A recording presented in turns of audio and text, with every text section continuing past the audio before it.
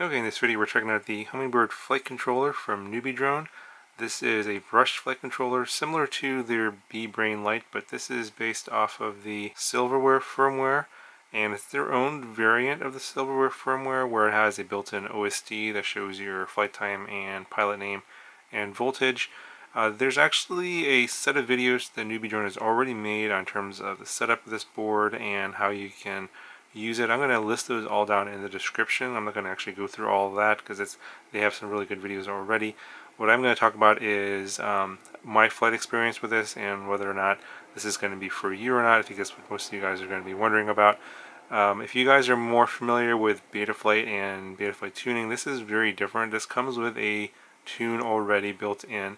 It's actually flashed as part of the firmware, and so you can't actually change any of the PIDs or rates on this, which is one of the things that I think is a downside in my opinion, because I think it flies fine, just that I wish it had different rates, especially on the yaw axis in Acro Mode.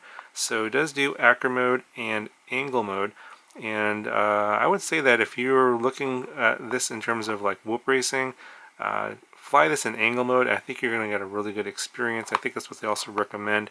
It's very stable in Angle Mode, and you can fly pretty fast in Angle Mode with this setup here. Now, Acro Mode, in terms of freestyle, I wouldn't recommend this. I didn't really enjoy flying the rates that this had for Acro Mode, and in order to change your rates and PID settings, you have to actually recompile the firmware, and that's actually something I have no idea how to do, and I'm not even sure if that's even a possibility on this one. I do know that there's firmware updates available. There's like a tool or something you have to plug into the bottom here, like a USB tool, and that you plug it into your computer and you can get firmware updates, but the PIDs and rates are built into the firmware, so you have to actually change the PIDs and rates, recompile the firmware, and that's actually probably something really much too complicated for most people that are just trying to fly this. But I would say for most people, you can probably get used to flying with the stock PIDs and rates that are on here. It's just that I personally didn't particularly like the ones, especially for Acro. I think for Angle it was okay for racing. I think you can get used to it and get pretty good at racing it around. This came as a kit, so it basically comes with this the camera holder, the BI camera, and it just plugs into the board right there on that connector. And then you have to solder on this little, this is actually a FreeSky receiver. They have a DSM receiver as well. It's soldered on here in these little pins. And it's called, I think it's called the B-Ceiver, and it's got a single antenna here. I think the DSM Spectra version comes with a dual diversity antenna system. And again, there's also videos on how to solder all that up together, and then you just plug in the motors here. These are the standard gold motors, 4-bladed gem fan props, and cockroach frame. That's all stuff that's the same as on the BeeBrain Lite version, the Betaflight version of the board. In terms of, I'll show you two flights. I'll show you an Acro flight. You'll see, it looks like I'm flying it pretty well, and it's you can get used to it. It's just I didn't like the rates that it was on there. The yaw is just it just seems like it had just unusual. It's hard to explain. It's unresponsive at first, and all of a sudden over responsive. So it did take some getting used to in terms of flying it around. In terms of like doing dives, that kind of thing with this, again, I think my limitation is with the rates. That I just had a lot of issues with that. It does fly, and you can fly it in Acro Mode, and it looks okay. It's just that I think that I would prefer to fly the BeeBrain Lite version of that and put my own PIDs and rates in. And then I'll show you another flight indoors on hitting some of the gates.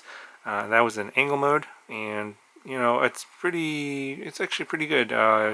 You have actually really good control of the throttle, and it kind of reminds me of the way Project Mockingbird set up on Betaflight, but a little bit different.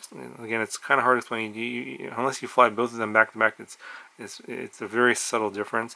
But yeah, it's another way of I guess the creators of the firmware and of this one. If you're into the brushed whoops, these guys, the Silverware guys, they only have firmware for brushed motors, and so their entire tune is based on these small 6mm brush motors, and sometimes 7mm motors as well, I think, on some of the other products out there.